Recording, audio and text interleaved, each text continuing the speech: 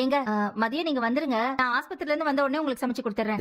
ஆஸ்பத்திரிக்கு போற அங்க முன்ன பொண்ணு ஆகாத. சமையல் பண்றதை பத்தி ஒன்னும் கவலைப்படாத. வெளியில சாப்பிட்டுக்கிறேன். நீ மயில மட்டும் பத்திரமா கூட்டு போயிட்டு வா. மயிலக்காவோட அம்மா அப்பாவும் வராங்களா அத்தை? இப்பதான் பேசினாங்க. அவங்க கிளம்பிட்டாங்களாம். நானு சரவண மயில 3 பேரும் கிளம்ப போறோம். நான் நிறைய லீவ் எடுத்துட்டேன்ல, ஆபீஸ்ல வேற நிறைய வேலை இருக்கும். லீவ் கிடைச்சிருந்தா நானும் உங்க கூட வந்திருப்பேன். அது பரவாயில்ல மீனா. அக்கா நானும் வரட்டுமா? ஏய் எதுக்குடி? நீ வீட்ல அரசியோட இருந்துக்கோ. அரசி அவ ஃப்ரெண்டு வீட்டுக்கு போறாளான்ட்டு. அவளும் போயிட்டா அப்புறம் நான் தனியா தான் இருக்கணும். நான் வந்தா அக்காக்கு கொஞ்சம் சப்போர்ட்டா இருக்கும்ல. அத்தை ராஜியும் கூட வரட்டுமே. சரி வா. ஓ நானும் ஹாஸ்பிடலுக்கு வரேன். நீ எதுக்குடா? ராஜி போறாங்கிறதுக்காக நீயும் ஹாஸ்பிடல் போறியோ? சேச்சா அப்படிலாம் இல்ல அண்ணி. அன்னைக்கு சப்போர்ட்டா ராஜி வர மாதிரி அண்ணனுக்கு சப்போர்ட்டா நான் வரேன்.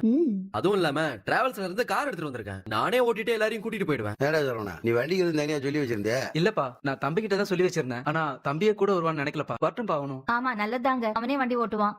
நல்ல நேரம் ஆரம்பிக்க போகுதுன்னு நினைக்கிறேன். நான் போய் பேக் எடுத்துட்டு வரேன். இருங்க. என்னத்த ஹேண்ட் பேக்லாம் பலமா இருக்கு? ஆமாண்டி, புள்ளத்தாச்சியை கூட்டிட்டு போறோம். அங்க எவ்வளவு நேரம் ஆகும்னு தெரியாதுல்ல. அதான் தண்ணி பாட்டில், ஆப்பிள், பழங்கள்லாம் இதுல வெட்டி வச்சிருக்கேன். தனி பாட்டில் எல்லாத்தையும் எடுத்து வச்சு ஆஸ்பத்திரிக்கு போறதுக்கு பணம் எடுத்து வச்ச? எடுத்துக்கிட்டேங்க. அப்புறம் இன்னொரு முக்கியமான விஷயம் கோமதி, சமந்தி வீட்டு ஆளுங்க 5 பைசா செலவழிக்க கூடாது. ஆஸ்பத்திரி செலவுல நீ ரெண்டு பாத்துட்டு வா. எனக்கு தெரியுங்க, நானே பாத்துக்கிறேங்க. மீனா வரல? லீவ் போட முடியல, அவ வரல. ஆமா ஆமா, கவர்மெண்ட் வேலைனா சும்மாவா? நான் அன்னைக்கு அவகிட்ட கூட பேசுனேன். என்னதான் நீ கணக்குல மூத்த மருமகளா இருந்தாலும் உனக்கு அப்புறம் வந்தவ